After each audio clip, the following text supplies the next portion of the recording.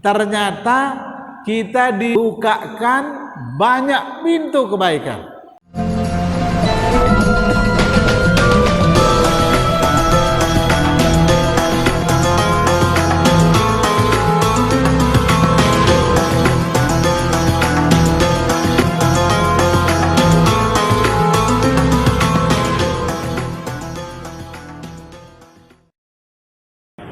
Assalamualaikum warahmatullahi wabarakatuh. Innal hamdalillah nahmaduhu wa nasta'inuhu wa nastahdihi wa na'udzu billahi min shururi anfusina wa sayyiati a'malina. May yahdihillahu fala mudilla lahu wa may yudlil fala hadiya lahu. Ashhadu an la ilaha illallah wahdahu la syarika lah wa ashhadu anna Muhammadan 'abduhu wa rasuluh. Ya ayyuhalladzina amanu taqullaha haqqa tuqatih wa la tamutunna illa wa antum muslimun, amma ba'du. Bapak-bapak, ibu-ibu jamaah salat maghrib rahimakumullah. Alhamdulillah, tidak henti-hentinya kita memanjatkan puji dan rasa syukur kita kepada Allah atas anugerah yang tidak terhenti kepada kita semua. Dan mudah-mudahan Allah Subhanahu wa taala memberikan kita kepandaian untuk bisa mensyukurinya agar nikmat-nikmat itu ditambah oleh Allah Subhanahu wa taala. Selawat dan salam kepada Nabi kita Muhammad sallallahu alaihi wasallam, semua keluarga dan sahabat-sahabatnya, dan mudah-mudahan kita semua dapat menjalankan perintah-perintahnya dan menjauhi larangan-larangannya, sehingga itu menjadi bukti cinta kita kepada Allah dan cinta kita kepada Rasulullah sallallahu alaihi wasallam. Dulu di zaman Nabi ada seorang sahabat, ini hadis diriwayatkan oleh Anas bin Malik, bahwa ada seorang sahabat datang kepada Nabi kemudian bertanya, "Ya Rasulullah, mata sa'ah?" Hai Rasulullah, kata sahabat ini, kira-kira kapan tibanya hari kiamat? Kemudian Nabi balik bertanya, "Ma a'datta laha?" Apa yang sudah kamu persiapkan menghadapi kiamat itu? Sahabat ini mengatakan, la syai'a ghaira anni uhibbullaha wa rasulah. Tidak ada yang istimewa yang saya persiapkan menghadapi kiamat itu, tapi saya cinta kepada Allah dan cinta kepada Rasulullah. Ini kata sahabat itu. Lalu Nabi sallallahu alaihi wasallam mengatakan, anta ma'aman ahbabta, bahwa kelak kamu akan bersama yang kamu cintai. Jadi kalau kita benar mencintai Allah, maka kelak di hari kiamat Allah akan memperlihatkan wajahnya kepada kita. Setelah dibukakan hijab, nanti kita akan melihat langsung wajah Allah Subhanahu wa ta'ala. Kemudian kalau benar kita cinta kepada Nabi, maka kita akan bersama Nabi kita Muhammad sallallahu alaihi wasallam kelak di sorga.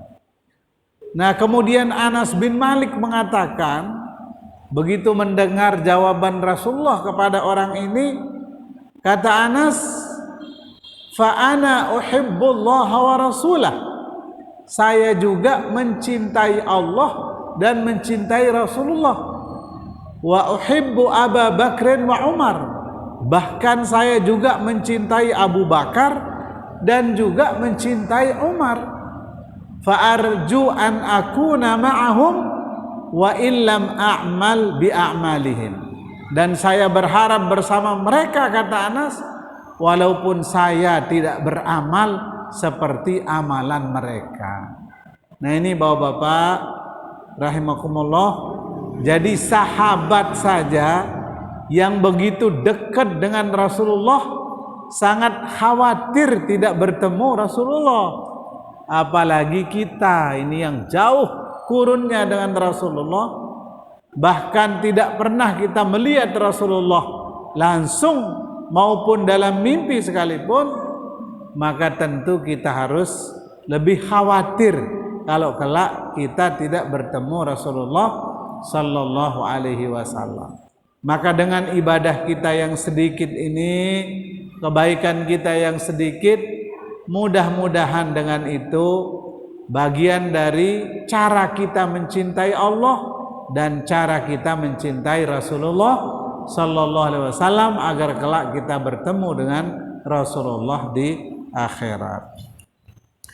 Bapak-bapak, ibu-ibu, jamaah rahimakumullah, pengajian kita malam ini melanjutkan kajian kita minggu kemarin dan kita akan memasuki bab baru ya, bab bayani kathrati turuqil khair. Bab tentang menjelaskan begitu banyak jalan kebaikan. Ini bapak-bapak, rahmat Allah kepada kita, karunia Allah kepada kita, bahwa kebaikan itu tidak hanya satu. Kalau tidak bisa melalui pintu ini, maka masih ada pintu yang lain. Kalau berat kita melakukan pintu yang ini, ada pintu yang lebih ringan. Sedekah kita tidak bisa, kemudian ibadah tahajud kita tidak tiap malam. Masih ada jalan yang lain kalau kita tidak bisa yang itu. Jadi bermuka ceria, kata Nabi, la tahkiranna minal ma'rufi syai'an walau an talqa akhaka biwajhin talqin.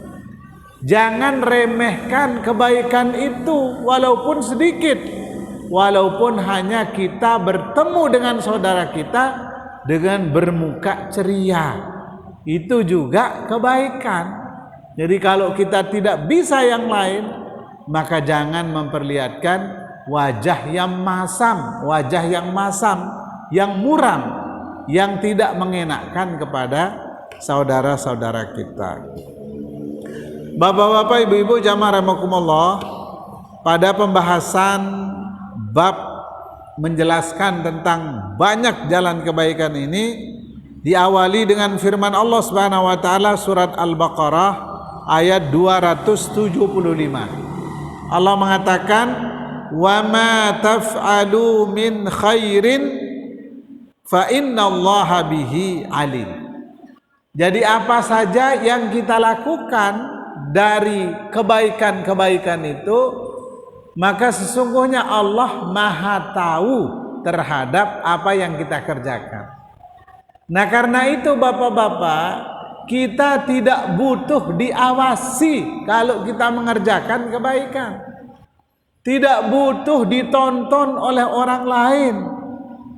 Dan tidak khawatir kebaikan kita itu tidak akan dibalas. Karena Allah Subhanahu wa taala Maha tahu sekecil apapun yang kita lakukan. Karena itu jangan kita rajin bekerja karena diawasi, begitu sudah tidak diawasi, lemah lagi pekerjaan kita, sehingga kita mengatakan nanti kita kerjakan, pengawas sudah pergi. Nah ini, jadi tidak bekerja karena Allah Subhanahu wa ta'ala. Karena tugas itu merupakan kewajiban, maka setiap tugas yang dibebankan kepada kita sebagai seorang muslim harus kita kerjakan dengan sepenuh hati dan penuh ketelitian, dan harus selesai tepat waktu sesuai dengan waktu yang dialokasikan. Begitu bapak-bapak, ibu-ibu, jamaah rahimakumullah. Kemudian juga di dalam surat Al-Baqarah ayat 197 Allah berfirman, "Wa ma taf'alu min khairin ya'lamhullah." Apa-apa yang kita kerjakan dari kebaikan itu, kata Allah, Allah Maha tahu. Jadi ya'lamhullah, Allah mengetahuinya. Jadi begitu Bapak-bapak, jadi redaksinya berbeda tapi maknanya sama.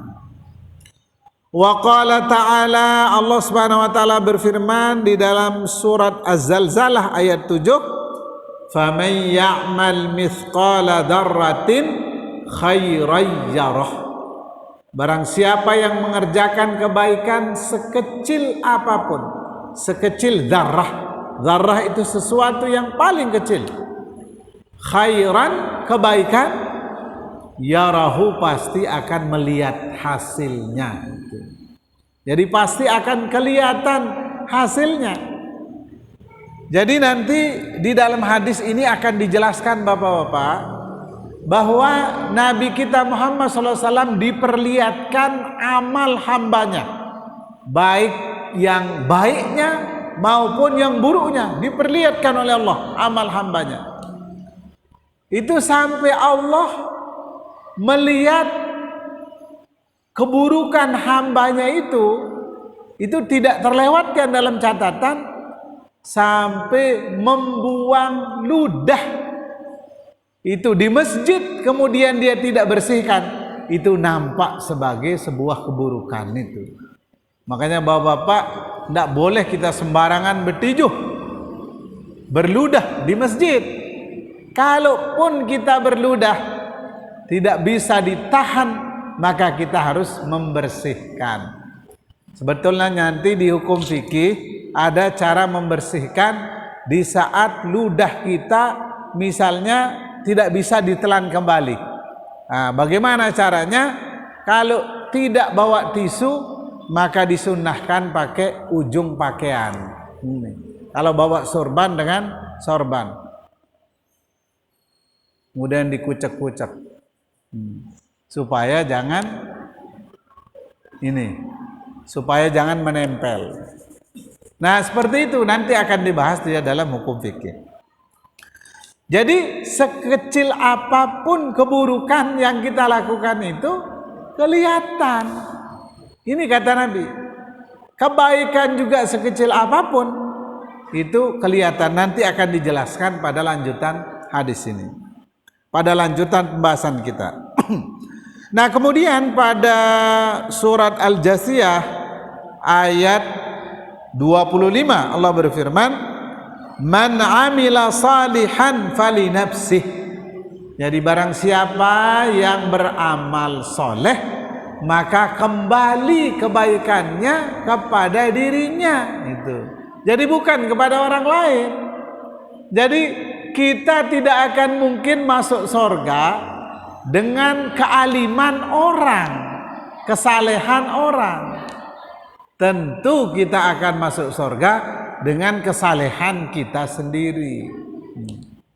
Nggak akan masuk surga kita dengan kesalehan orang, kecuali kita ada andil dalam kebaikan orang, maka bisa kita masuk surga. Ini karena kebaikan orang yang disebabkan oleh kita itu.